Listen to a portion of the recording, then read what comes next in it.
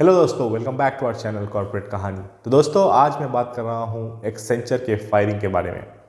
Accenture ने guys जो recent recession scenario जो घिरता जा रहा है यूएस में, बहुत सारे बैंक्स दिवालिया हो रहे हैं, बहुत सारी प्रॉब्लम्स आ रही हैं मार्केट में।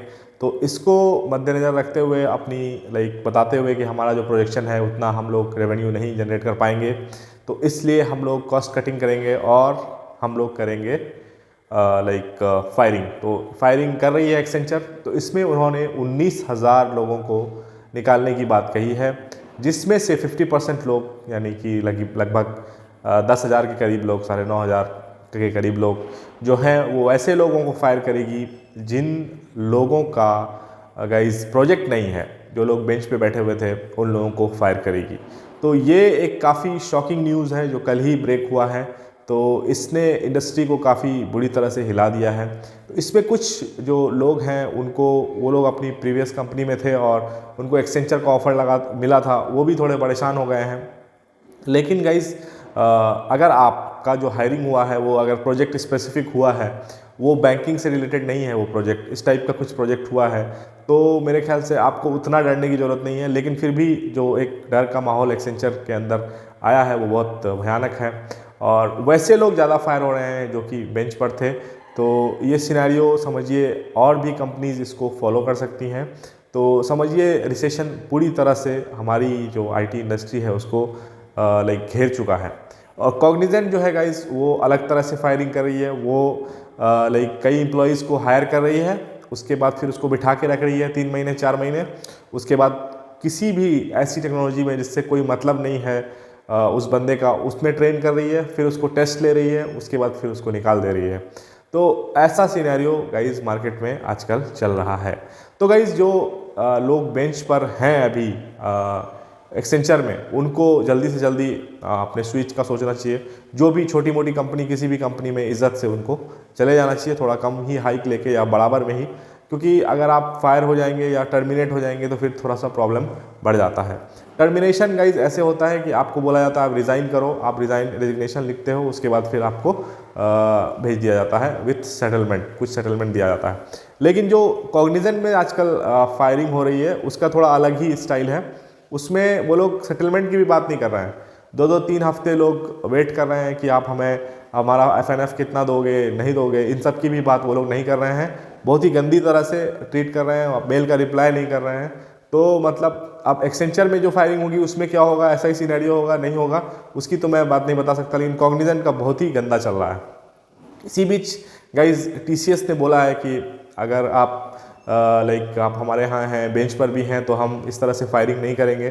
तो इस टाइम पर TCS सबसे अच्छी कंपनी उभर कर आ रही है। अगर आपके पास TCS का ऑफ़र है तो बिना कुछ सोचे समझे आप उसको ज्वाइन कर लें, क्योंकि अगर आप TCS में हैं तो मुझे लगता है तभी आप थोड़े सेफ़ हैं। बाकी जो IT कंपनीज़ हैं वो अपना गेम बहुत ही लो लेवल पर खेलना शुरू कर दिया है। अभी एक्सेंचर ने जो बोला है इसकी जो 10,000 लोग हैं वो सिर्फ वैसे लोग होंगे जो बेंच वाले होंगे। उसके अलावा जो लोग होंगे, मतलब वो जो बाकी रेस्ट 10,000 को फायर करेगी, वो पता नहीं कैसे लोग होंगे, इसके बारे में कोई नहीं बता सकता। वो हमें लगता है ऐसे ही लोग होंगे जो सीनियर होंगे थोड़े, या फिर वैसे लोग होंगे जिनका आउटपुट कम आ रहा होगा, कुछ भी बहाना मार के उनको निकाला जाएगा। और गाइस कॉग्निजेंट जो है उसके फायरिंग का जो रीज़न बेसिकली ये है कि कॉग्निजेंट में जो एम्प्लॉयज़ प्रोजेक्ट के लिए जा रहे हैं HR के पास, वो बेंच पे आने के बाद, तो उनको वो लोग एक तो प्रोजेक्ट नहीं दे रहे हैं और 3-3 4-4 महीने उनको लटका रहे हैं। 100 दिन का वो लोग टाइम देते हैं, 100 दिन के अंदर प्रोजेक्ट ढूंढो कॉग्निजेंट के अंदर ही। अगर आपको 100 दिन के अंदर प्रोजेक्ट नहीं मिलता है तो फिर वो फायरिंग इनिशिएट करते हैं। और फायरिंग में वो ये नहीं बताते हैं कि हमारे पास प्रोजेक्ट नहीं था इसलिए फायर किया, वो बताते हैं कि इनकी स्किल अच्छी नहीं थी इसलिए फायर किया। ये भी ये लोग टर्मिनेशन लेटर में या टर्मिनेशन का रीज़न दे रहे हैं। तो ये चीज़ें बहुत ही ज़्यादा एम्प्लॉय के फेवर में नहीं है। लोग इसके खिलाफ बोल नहीं रहे हैं। इसके खिलाफ ट्विटर ट्रेंड होना चाहिए या फिर लिंक्डइन पर लोगों को इसकी चर्चा करनी चाहिए, तभी जाके एम्प्लॉय के फेवर में कुछ बात बनेगी। नहीं तो इस तरह से फायरिंग होती रहेगी, लोग परेशान होते रहेंगे।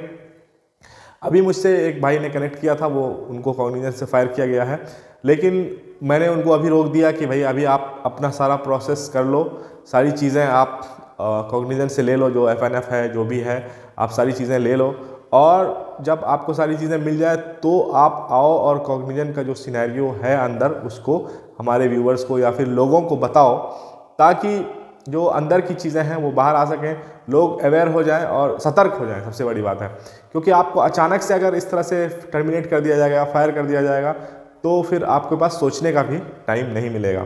तो दोस्तों, जो TCS वगैरह जैसी कंपनी में हैं वो आप चुपचाप बने रहिए, क्योंकि आपकी कंपनी की पॉलिसी फिर भी अभी बेहतर है। जो एक्सेंचर में बेंच पर हैं, आप दूसरा कंपनी ढूंढना शुरू कर दीजिए, या फिर आप प्रोजेक्ट में जल्दी से जल्दी जाने की कोशिश शुरू कर दीजिए। अगर उन्होंने डिसाइड कर लिया वो तो निकाल ही देंगे, तो इससे बेटर है कि बाहर ही कहीं ना कहीं आप ढूंढना शुरू कर दीजिए।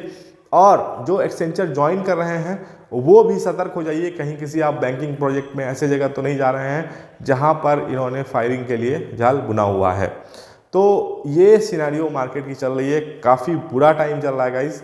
अब पता नहीं कब उभरेगा, मुझे तो लग रहा था अप्रैल मई तक हो जाएगा, लेकिन ये फिर नया ट्रेंड जो सर्विस बेस्ड कंपनी में शुरू हुआ है ये बहुत ही खतरनाक है।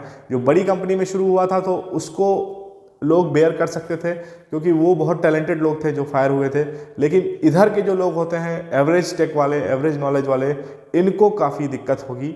और ये सिनेरियो अगर चलता रहा तो हमें लगता है IT से काफ़ी लोगों का बिलीफ उठ जाएगा, बहुत कम ही लोग बचेंगे अगर इस तरह से काम हुआ तो। मार्केट फिर से डाउन पे चला जाएगा, और जिनको नहीं छोड़ना है कंपनी वो भी छोड़ने के लिए तैयार हो जाएंगे। और गाइज, जो ये कंपनीज़ हैं एक्सेंचर, आपको मालूम है कि पहले भी इन्होंने 5000 लोगों को फायर किया था। उसमें ये बोल रहे थे कि उन लोगों का जो डॉक्यूमेंट था वो सही नहीं था, और तो मतलब कुछ ना कुछ इनको बहाना चाहिए।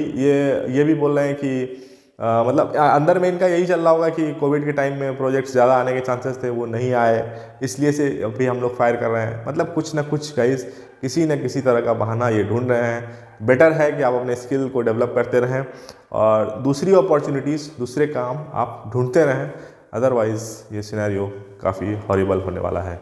तो गाइज़, मिलते हैं अगले वीडियो में, जानते हैं नेक्स्ट टॉपिक के बारे में। Thanks for watching, bye bye.